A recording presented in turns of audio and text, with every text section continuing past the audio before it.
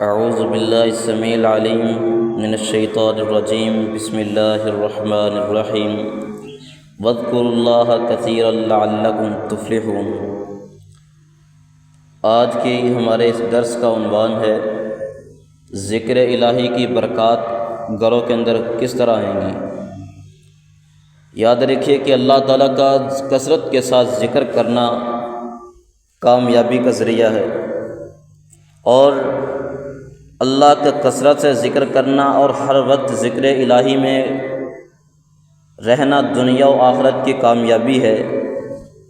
رب تعالیٰ قرآن کریم کے اندر اعلان فرماتے ہیں وَاذْكُرُوا اللَّهَ كَثِيرًا لَعَلَّكُمْ تُفْلِحُونَ، اور اللہ کو بہت یاد کرو تاکہ تم فلاح پا جاؤ۔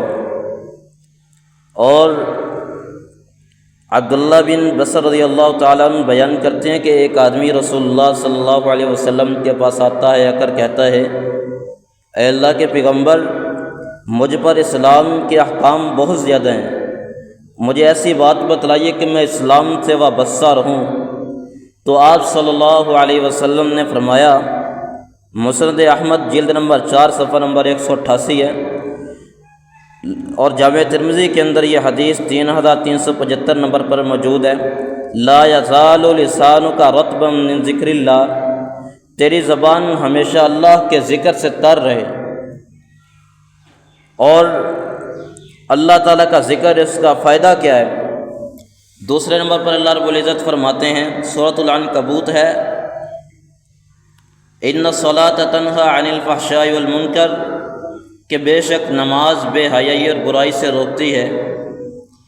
اور گھروں کے اندر ذکر الہی کا اہتمام گھر کی زندگی کو جس طرح پرسکون، جس طرح لذیذ بناتا ہے، افسوس کہ آج ہمارے گھروں کے اندر چلنے کے لیے VCR، چلنے کے لیے انٹرنیٹ، چلنے کے لیے فلمیں اور ڈرامے موجود ہیں، اگر نہیں تو قرآن کی تلاوت کے لیے ہمارے پاس کوئی چیز موجود نہیں ہے۔ پھر صورتحال کیا بنتی ہے؟ لوگ یہ شکوہ کرتے ہیں کہ ہمارے گھروں کے اندر عصیب ہے، گھروں کے اندر جادو کے اثرات ہے، گھروں کے اندر یہ معاملہ ہے، گھروں کے اندر یہ معاملہ ہے، اولاد نافرمان ہو چکی ہے، اولاد کے اندر چڑچڑا پن ہے، ہمارے گھر کے اندر یہ پریشانی ہے، یہ پریشانی ہے۔ بھائی جب ہمارا تعلق قرآن کے ساتھ نہیں، ہمارا تعلق ذکر الہی کے ساتھ نہیں ہے، ہمارے گھروں کے اندر جب تک ذکر الہی ہی نہیں ہے، تو بتائیے گھروں کے اندر سکون، گھروں کے اندر برکات کا نزول کس طرح ہوگا؟ سیدنا ابو موسیٰ اشعری رضی اللہ تعالیٰ عنہ بیان کرتے ہیں، صحیح مسلم کے اندر 789 نمبر حدیث ہے، مثل البیت الذی یذکر اللہ فیہ والبیت الذی لا یذکر اللہ فیہ مثل الحی والمیت، اس گھر کی مثال جس میں اللہ کا ذکر کیا جاتا ہے اور جس گھر میں اللہ کا ذکر نہیں کیا جاتا، زندہ اور مردہ کی مثال ہے۔ اور اب اہل خانہ کے لیے جو مفید مشورہ گھروں کے لیے کہ اگر شیطان کی سازشوں سے بچنا ہے، اگر عصیب سے، جادو سے چھٹکارا حاصل کرنا ہے، تو اپنے گھروں کے اندر ذکر و اذکار کا اہتمام یہ ضروری ہے۔ اور اسی طرح اللہ کے ذکر سے جو خالی گھر ہیں، اس کے بارے میں حدیث کہتی ہے کہ یہ قبرستان کا منظر پیش کرتی ہے، جہاں شیطان ہوتا ہے اور شیطانیت کا راج چلتا ہے، تسلط چلتا ہے۔ اور اگر اپنے گھروں کو شیطان کے تسلط سے، شیطان کے پنجے سے بچانا ہے، تو گھروں کے اندر فلم اور ڈراموں اور موسیقی کے رواج اور تصویریں جو جانداروں کی لگائی ہیں ختم کیجیے، بلکہ ہونا تو یہ چاہیے گھروں کے اندر ذکر و اذکار کے فلیکس لگے ہوں، تاکہ بندہ ہر وقت ذکر الہی کے اندر رہے۔ اس طرح فائدہ کیا ہوگا؟ شیطان کا تسلط، یہ غلبہ کمزور ہو جائے گا۔ سیدنا ابو ہریرہ رضی اللہ تعالیٰ عنہ بیان کرتے ہیں، صحیح مسلم کے اندر 780 نمبر حدیث ہے، لا تجعلوا بیوتکم مقابر ان الشیطان ینفر من البیت الذی تقرأ فیہ سورۃ البقرہ، کہ تم اپنے گھروں کو قبرستان نہ بناؤ، کہ بے شک شیطان اس گھر سے بھاگ اڑتا ہے جس میں سورہ بقرہ کی تلاوت کی جائے۔ اپنے گھروں کو ذکر اور عبادت سے کبھی خالی نہ چھوڑیے، ورنہ تمہارے گھر قبرستان کی مثل اور تم مردوں کی مثل ہو جاؤ گے۔ اور جس گھر میں ذکر اور قرآن کی تلاوت، بالخصوص سورہ بقرہ کی تلاوت ہو، اس گھر سے شیطان نکل جاتا، وہاں رحمت اور برکتوں کا دورہ شروع ہو جاتا ہے۔ اور یہیں پہ بس نہیں ہے، سیدنا ابو ہریرہ رضی اللہ تعالیٰ عنہ بیان کرتے ہیں، ابو سعید خدری سے روایت ہے کہ رسول اللہ صلی اللہ علیہ وسلم نے فرمایا، صحیح مسلم کی 2700 نمبر حدیث ہے، لا یقعد قوم یذکرون اللہ عز وجل الا حفتهم الملائکۃ وغشیتهم الرحمۃ ونزلت علیہم السکینۃ وذکرهم اللہ فی من عنده۔ جو لوگ اللہ عز و جل کے ذکر کے لیے مجلس سے منعقد کرتے ہیں، فرشتے انہیں گھیر لیتے ہیں، رحمت انہیں ڈانپ لیتی ہے، ان پر اللہ کی سکینت نازل ہوتی ہے، اور اللہ ان کا ذکر فرشتوں میں کرتے ہیں جو اس کے پاس موجود ہوتے ہیں۔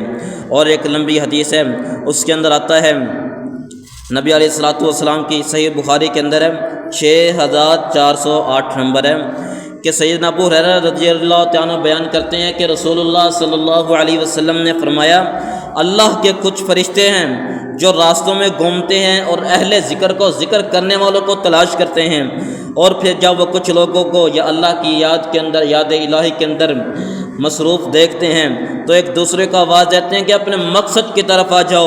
آپ صلی اللہ علیہ وسلم نے فرمایا، اور وہ انہیں آسمانوں تک اپنے پروں کے اندر گھیر لیتے ہیں۔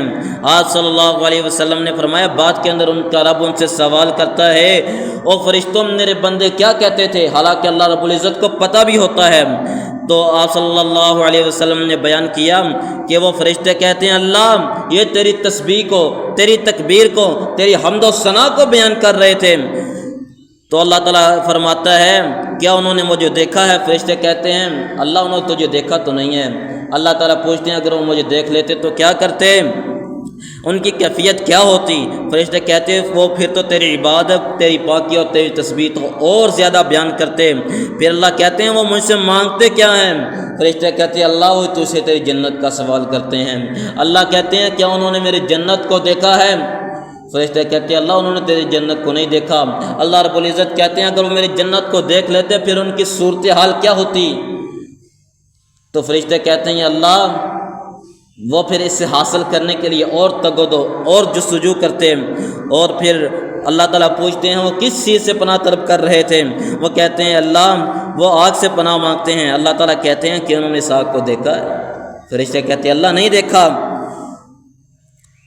تو اللہ تعالیٰ کہتے ہیں کہ اگر وہ اس کو دیکھ رہے تھے تو کیا کرتے؟ فرشتے کہتے ہیں، اگر وہ اسے دیکھ لے تو اس سے بھاگ گئے اور اس سے خائف ہو جائیں۔ اللہ تعالیٰ فرماتا ہے، میں تمہیں گواہ بنا کر کہتا ہوں، فرشتوں کی جماعت گواہ بن جاؤ، میں نے ان ذکر کرنے والوں کو معاف کر دیا ہے۔ اور ایک فرشتہ کہتے ہیں، اللہ ان میں سے ایک شخص وہ بھی ہے جو اپنے کام کے لیے آیا ہے، ذکر کے لیے نہیں آیا، بلکہ وہ اپنے کسی حاجت کے لیے، کسی ضروری کام کے لیے آیا ہے۔ اس کا آنا تیرا ذکر کرنے کا مقصد نہیں تھا، اس کا مقصد یہ تھا کہ میں نے اپنا کام کوئی کرنا ہے، لیکن ذکر کا اس کا مقصد نہیں تھا، لیکن وہ ان کے اندر بیٹھا ہے۔ اللہ تعالیٰ کہتا ہے، فرشتوں گواہ ہو جاؤ، میں نے اسے بھی معاف کر دیا ہے۔ اور اسی طرح سیدنا معاویہ بن ابی سفیان رضی اللہ تعالیٰ عنہ بیان کرتے ہیں، صحیح مسلم کی حدیث ہے، 2701 نمبر ہے، کہ ایک دن صحابہ کرام ایک مجلس کے اندر بیٹھے ہیں، رسول اللہ صلی اللہ علیہ وسلم آئے اور پوچھا، تمہیں یہاں کس چیز نے بٹھایا ہے؟ انہوں نے کہا، ہم نے اللہ کے ذکر کی خاطر اس کا نعمت پر شکر ادا کرنے کے لیے یہ مجلس منعقد کی ہے کہ اس نے ہمیں اسلام کی ہدایت دی ہے، ہم پر احسان کیا ہے۔ آپ صلی اللہ علیہ وسلم نے فرمایا، کیا واقعی تم اس لیے بیٹھے؟ انہوں نے عرض کیا، ہاں اللہ کی قسم۔ تو نبی علیہ الصلوۃ والسلام نے فرمایا، بے شک میں نے تم سے کسی بدگمانی کی وجہ سے قسم نہیں لی ہے، بلکہ میرے پاس جبریل آئے اور انہوں نے مجھے خبر دی ہے کہ بے شک اللہ عز و جل تمہارے سبب فرشتوں پر فخر کرتا ہے۔ اب ہمارے لیے یہ کیا چیز ہے؟ گھروں کے اندر یہ ٹی وی، فلموں، ڈراموں سے جان چھڑا کر قرآن و سنت کی تلاوت، قرآن و سنت کو عام کریں۔ اولاد کی تربیت کا مقصد قرآن و سنت کو بنائیں۔ آج المیہ کیا ہے، آج ہمارے گھروں کا حال کیا بن چکا ہے، ہم نے اپنی اولاد کی تربیت کس طرح کی ہے کہ انہیں گلوکاروں کے نام یاد ہیں، کنجروں کے نام انہیں یاد ہیں، لیکن صحابہ کرام کے نام یاد نہیں ہیں۔ انہیں گانوں کی سٹوریاں تو یاد ہے، فلموں کی سٹوریاں یاد ہے، گانے یاد ہے، لیکن انہیں قرآن یاد نہیں ہے۔ یہ ہماری اس وقت گھروں کی صورتحال ہے۔ پھر ہم کہتے ہیں کہ گھروں کے اندر رحمت کیوں نہیں آتی، گھروں کے اندر سکون نہیں ہے، گھر کے اندر دل نہیں لگتا، گھروں کے اندر خوف ہے، جادو کے اثرات ہیں، گھروں کے اندر اسیب ہے۔ اس کی وجہ کیا ہے؟ ذمہ دار ہم خود ہیں۔ ہم نے جب قرآن سے منہ موڑ لیا، نبی کے فرمان سے منہ موڑ لیا، تو اللہ رب العزت ہم پر پھر مصیبتیں کیوں نہ نازل کرے گا؟ جب ہم اللہ رب العزت کو، اس کے پیغام کو چھوڑ کر غلط راستے پر چل پڑیں تو اللہ رب العزت کی طرف سے پھر مصیبتیں تو آئیں گی۔ عزیزوں، اپنے گھروں کے اندر سکون چاہیے تو اسے اپنے گھروں کو اللہ کے ذکر سے تر کریں۔ اپنے گھروں کے اندر کم از کم سورہ بقرہ کی تلاوت تو چلائیں، اگر پڑھ نہیں سکتے تو۔ بذات خود پڑھنا اس کا اثر زیادہ رکھتا ہے، لیکن اگر کوئی پڑھ نہیں سکتا، کم از کم گھروں کے اندر سورہ بقرہ، سورہ مزمل کی تلاوت تو چلائیں، تاکہ گھروں کے اندر سے شیطان کا صفایا تو ہو۔ اللہ رب العزت ہمیں اپنے ذکر سے محبت کرنے کی توفیق عطا فرمائے۔ یاد رکھیے، پہلے بھی کئی مرتبہ میں نے یہ آیت بیان کی ہے، وَمَنْ أَعْرَضَ عَنْ ذِكْرِي فَإِنَّ لَهُ مَعِيشَةً ضَنْكًا وَنَحْشُرُهُ يَوْمَ الْقِيَامَةِ أَعْمَىٰ۔ اللہ رب العزت فرماتے ہیں، اگر تم نے میرے ذکر سے منہ موڑ لیا، میرے ذکر سے اعراض کر لیا، میرے ذکر کو پس پشت پھینک دیا، تو یاد رکھنا میں تمہاری معیشت کو، تمہاری رزق کو تنگ کر دوں گا، اور قیامت والے دن تمہیں اندھا کر کے اٹھاؤں گا۔ اپنی اصلاح کیجیے، اپنے گھروں کے اندر قرآن حدیث کی تعلیم کو عام کیجیے۔ اللہ رب العزت ہمیں قرآن و سنت کو سمجھ کر اس پر عمل کرنے کی توفیق عطا فرمائے۔ وآخر دعوانا ان الحمد للہ رب العالمین۔